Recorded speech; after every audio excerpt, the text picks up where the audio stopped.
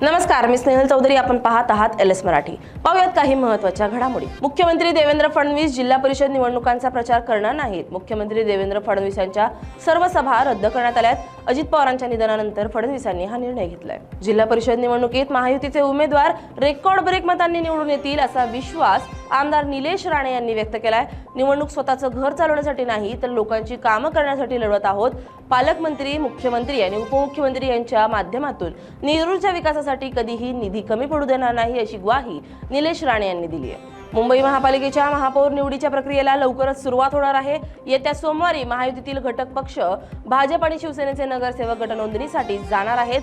हे दोन्ही पक्ष संयुक्त गटनोंदणी करणार असल्याचं निश्चित झालंय. वाढत्या बांधकामांमुळे मुंबईत वाढलेली अवजड वाहनांची वाहतूक नियंत्रित करण्यासाठी मुंबई वाहतूक पोलिसांनी आजपासून दररोज सकाळी 8 ते 11 दरम्यान आणि सायंकाळी 5 ते 9 वाजेपर्यंत अवजड वाहनांना शहरात प्रवेश बंदी जाहीर केली आहे. या विरोधात वाहतूकदार संघटना आंदोलनाच्या तयारीत आहे. कॉन्व्हेंटच्या धर्तीवर आता सरकारी शाळांमध्ये सेमी इंग्लिशचे वर्ग सुरू केले जात आहेत.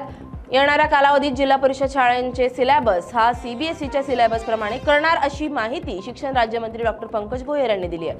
शाळेत शिकणाऱ्या सर्व विद्यार्थ्यांनी या सुरक्षित राहिल्या पाहिजे म्हणून संपूर्ण शाळांना CCTV कॅमेरे लावण्यात येणार असंही पंकज भोयर यांनी सांगितलं. अहिल्यानगर तालुक्यातील रुई छत्तीशी गावात झालेल्या ग्रामसभेत वेश्या व्यवसाय तसेच तथाकथित कला केंद्र तात्काळ बंद करण्याची मागणी ग्रामस्थांनी एकमुखानं केली आहे. गेल्या अनेक दिवसांपासून गाव परिसरात समाज विघातक आणि बेकायदेशीर व्यवसाय सुरू असल्यानं ग्रामस्थांमध्ये तीव्र संताप व्यक्त करण्यात आलाय. बीडच्या माजलगाव येथील सराफा व्यापारी अमोल गायके यांना रस्त्यावर अडवत त्यांना धारदार शस्त्राचा धाक दाखवत 60 लाख रुपयांचे दागिने पळवल्याची घटना घडली होती. या प्रकरणात स्थानिक गुन्हे शाखेच्या पथकाने कारवाई करत 4 आरोपींना गजाआड केले. भंडाराच्या तुमसरेमध्ये कालव्यात बुडून 2 तरुणांचा मृत्यू झालाय. या घटनेमुळे परिसरात हळहळ व्यक्त केली जाते. पाण्याचा अंदाज न आल्यानं दोघंही खोल पाण्यात बुडाले. आजूबाजू असलेल्यांनी हे लक्षात येईपर्यंत दोघांचाही मृत्यू झाला होता.